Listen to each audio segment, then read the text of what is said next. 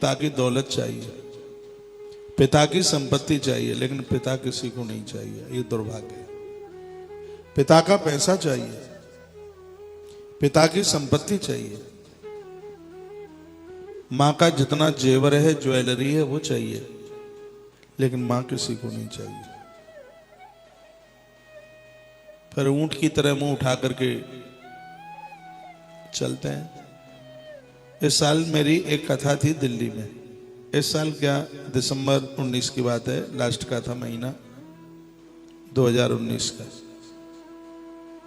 दिल्ली में था प्रोग्राम। एक बार जयकारा लगाओगे हमारे साथ? बोलो बांके बिहारी लाल की, हनुमान जी महाराज की जय जय जय जय जय जय। आप लोग आते हैं कथा में, अपना अनुभव हमने आपसे ही तो सुना है। एक सज्जन हमें सुनाते थे, कहते महाराज जी आज की स्थिति इतनी बिगड़ गई है, बच्चों को पिता की दौलत चाहिए, पिता नहीं चाहिए। आप ही लोग तो अपना अनुभव हमें बताते हैं। आज की स्थिति इतनी हो गई है, ना तो किसी को सासू चाहिए, ना ससुर साहब चाहिए, ना बच्चों को माता पिता चाहिए, उनको चाहिए माता पिता की संपदा। तो मैं दिल्ली की बात बता रहा था। एक मंदिर से कलश यात्रा निकलने वाली थी। मैंने हस्तरेखा दिखाने वालों की इतनी भीड़ नहीं देखी अभी तक। उस मंदिर में हाथ और वो जन्म पत्रियां दिखाने के लिए अच्छे अच्छे लोग सूट बूट में, ऐसी ऐसी माता और बहनें वो बड़े कीमती वस्त्र पहने हैं, बड़ा सब कुछ महंगा, सज धज करके बूट पहने, शंकर जी का मंदिर जूते चप्पल उतरे ने। वहां से वो पोथी का पूजन हुआ, मुझसे नहीं रहा गया। और मैंने वहां के प्रधान को पूछ लिया कि ये इतनी भीड़, ये सब कुर्सियों पर जमे बैठे हैं, ये काय की भीड़ है? तो प्रधान जी हमें कहते हैं इस मंदिर के जो पुजारी हैं वो बहुत बड़े ज्योतिषी हैं, सामने वो उनका कार्यालय है। कोई जन्मपत्री दिखाने के लिए आया है और कोई हस्तरेखा दिखाने को आया है, ये उसकी भीड़ है।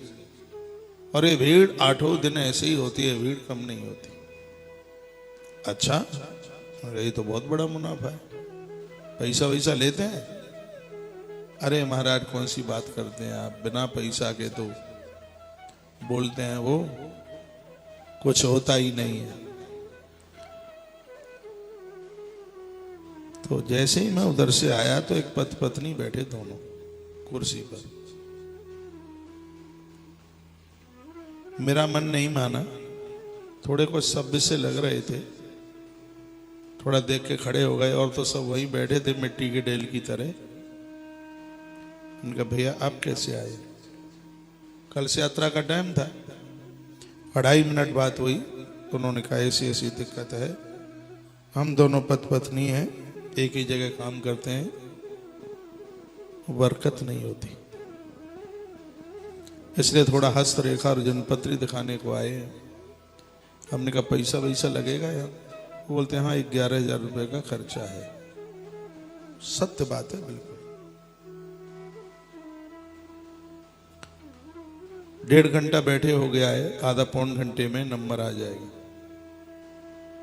बहुत भारी व्यस्त हैं, टाइम नहीं है, तो भी हम यहाँ अपनी जन्मपत्री और हस्तरेखा दिखाने को आए। यूं ही पूछ लिया मम्मी पापा हैं? हाँ मम्मी पापा थे मतलब ऊपर चले गए? नहीं, ऊपर भी कहाँ जाएंगे, जवान है। वो बोले अभी ऊपर कहाँ जाएंगे? हमने पूछा तो कहाँ है वो? कहाँ है? अपना रहते हैं, किराए विराए पे रहते हैं, और कहाँ है? वो अपना रहते हैं। मैंने कहा उनका भोजन पानी रोटी वगैरह बनाते हैं, खाते हैं? तो तुम नहीं जाते उनसे मिलने के लिए? मन नहीं करता।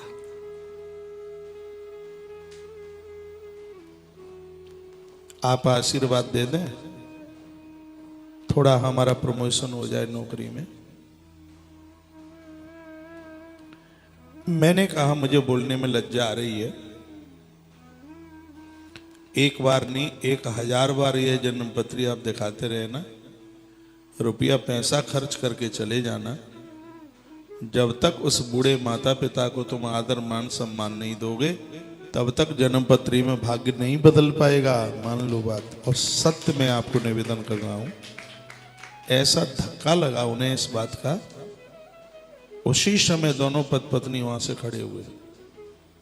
मैं आदर करता हूं उस बहन का। उसने मेरे सामने ही कहा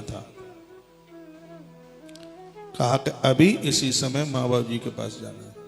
क्या उसके अंदर वह बात आई, अभी इसी समय माँ बाप जी के पास जाना है। और दोनों के दोनों अपनी गाड़ी उन्होंने उठाई, मम्मी पापा के पास गए, बहुत रोए, माता पिता को अपने संग लेकर। आज भी वह मम्मी पापा उनके साथ हैं। ये सत्य बात है, दोनों का नौकरी में प्रमोशन हुआ है और इतना बड़ा उनका प्रमोशन हुआ है।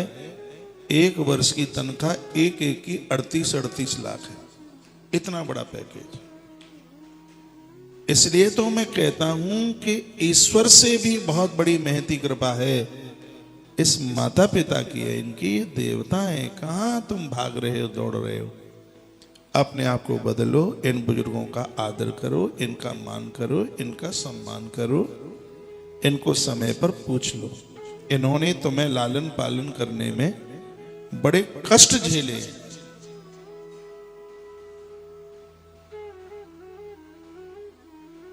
इनके बिना 2 पैसे की योग्यता नहीं है। चाहे मुझसे एक बार सुनो ये बात, चाहे 36 बार सुनो, उस घर के दोष कभी समाप्त नहीं हो पाते जिन घरों में वृद्धों को आदर मान नहीं मिलता, सम्मान नहीं मिलता।